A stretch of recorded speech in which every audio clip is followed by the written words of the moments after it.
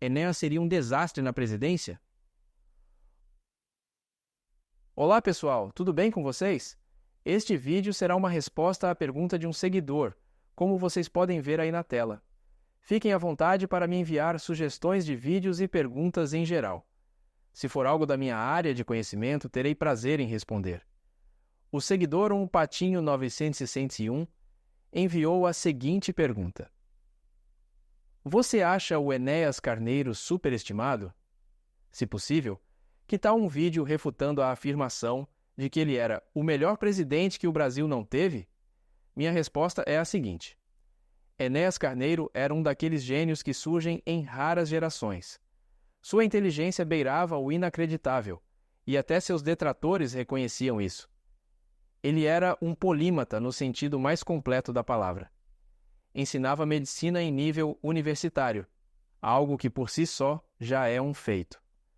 Publicou o livro O Eletrocardiograma, que permanece como referência na cardiologia, e dominava vários idiomas. Isso, claro, sem mencionar seu fascínio por física, onde ele mergulhou em temas como teoria da relatividade e física nuclear. Dá para imaginar o que se passava na cabeça desse homem? Ele defendia a tecnologia nuclear como chave para a independência energética do Brasil, um ideal louvável, mas complicado. A supermemória dele era outro caso à parte, algo quase sobre-humano. Ele citava números, conceitos científicos e fatos históricos com precisão cirúrgica em debates. Essa habilidade não surge em qualquer um. É o tipo de traço que só vemos em pessoas com QI absurdamente alto. Se me pedissem para chutar, diria que o QI dele ficava acima de 160, mas Enéas também tinha os problemas clássicos dos grandes polímatas, descritos por Peter Burke no livro O Polímata. Peter Burke fala sobre o dilema de quem entende muito sobre vários assuntos, mas nem sempre com a profundidade necessária em cada um. E isso se aplicava a Enéas. Ele falava de economia, mas era nacionalista e protecionista. Não é difícil imaginar o que Ludwig von Mises teria pensado sobre isso. Mises era outro superdotado de genialidade descomunal e supermemória extraordinária, mas com uma visão totalmente oposta. Se Enéas tivesse se inspirado mais em Mises, quem sabe ele poderia ter mudado os rumos econômicos do Brasil. Mas ele acreditava no Estado como ferramenta para superar desafios. E isso é perigoso. Outro lado do Enéas, que muitos não suportavam, é que ele tinha aquela personalidade tresloucada, teatral, quase carismática, mas carregada de um conservadorismo caricato. Um tipo de conservadorismo que se tornou uma espécie de caricatura na América Latina. É algo que vemos em figuras como Levi Fidelix ou Silas Malafaia. É aquele conservadorismo que repele ao invés de atrair.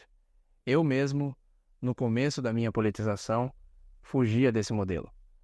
Aos 17 anos de idade, durante a campanha de 2014, descobri o liberalismo justamente por querer distância desse tipo de conservadorismo. Não queria que me vissem como alguém alinhado com Enéas ou Fidelix, mas olhando para trás, vejo que o Enéas tinha muito mais a oferecer do que esse estereótipo sugere. O aspecto caricato dele era só a superfície, a casca. Por dentro havia um homem com ideias estruturadas e, em muitos casos, avançadas para a época. Ele defendia investimentos robustos em ciência e tecnologia, algo que poucos políticos brasileiros sequer mencionam com seriedade. Apesar de suas falhas, sua defesa da pesquisa científica era um ponto positivo. No entanto, era difícil ignorar o erro estratégico de querer colocar tudo nas mãos do Estado. Isso não é opinião minha. É um fato que a história econômica já provou várias vezes. O protecionismo e o intervencionismo não levam ao progresso. Levam ao atraso. Foi só depois de muito tempo, após me decepcionar com o conservadorismo teatral e espalhafatoso que parecia a marca de Enéas e outros como ele, que encontrei um outro conservadorismo.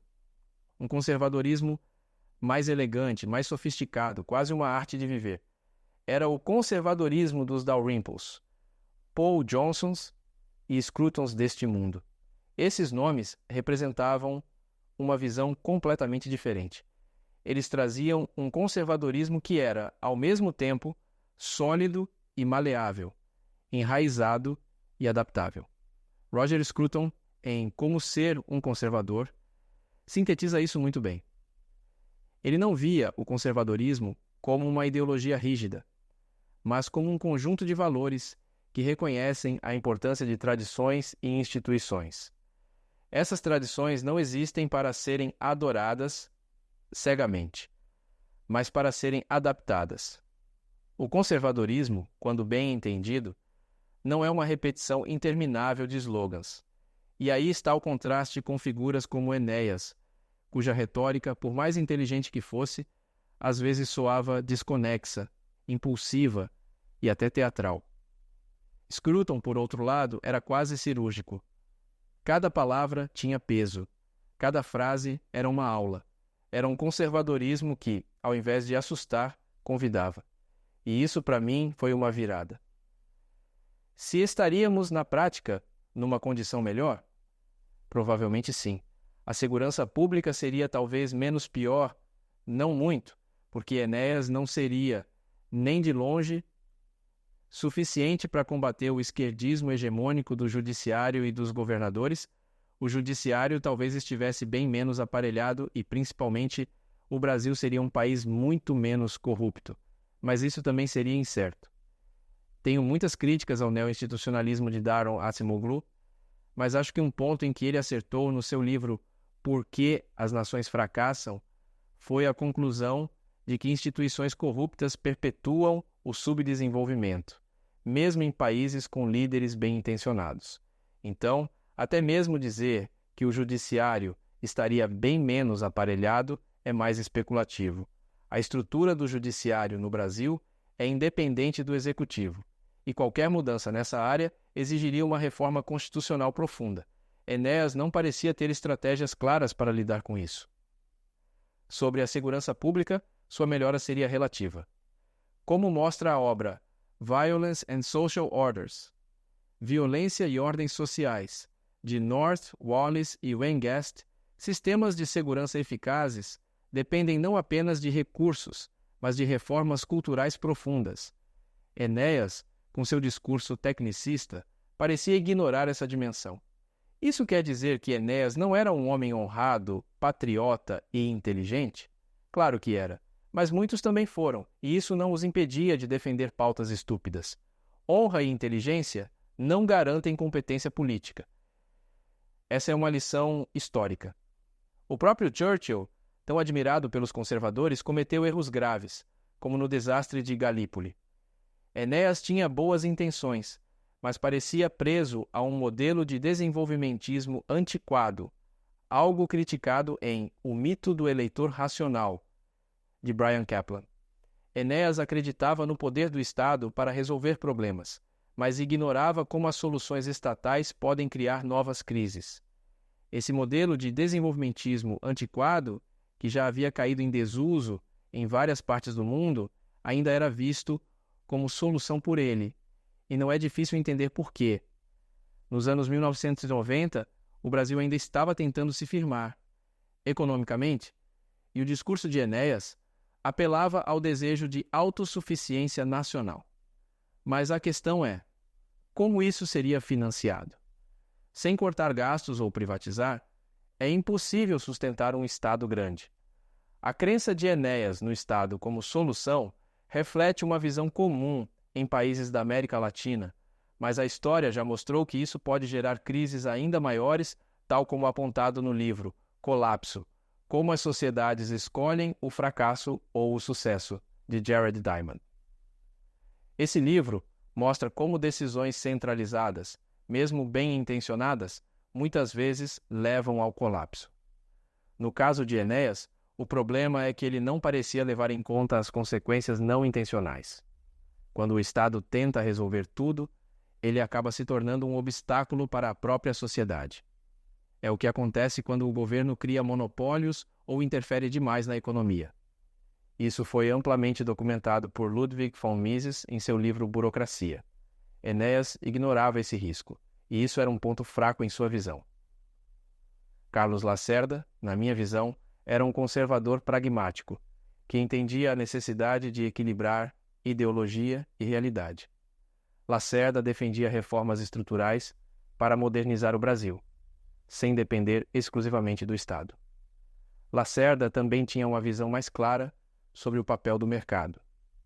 Ele entendia que, para o Brasil crescer, era necessário atrair investimentos privados e reduzir a burocracia. Enéas, por outro lado, ainda tinha uma visão atrasada e centralizadora. Outro ponto importante é que Lacerda tinha um estilo mais conciliador. Ele sabia como dialogar com diferentes grupos políticos, algo que falta à direita brasileira hoje. Enéas, com sua postura mais agressiva, não teria a mesma capacidade de construir alianças. Isso é crucial para qualquer projeto político que queira durar. A direita brasileira precisava, naquela época, de figuras mais sólidas, como Lacerda, com uma visão mais alinhada com o Estado mínimo. Lacerda sabia que sem reformas culturais e institucionais, o Brasil nunca sairia do subdesenvolvimento. Esse é um ponto que muitos líderes da direita ignoram. Enfim, o vídeo acaba por aqui. Essa é a minha opinião sobre Enéas. Continuem mandando dúvidas e sugestões de vídeos. E, se você é novo no canal, não esqueça de se inscrever e ativar o sininho para receber notificações. Até o próximo vídeo.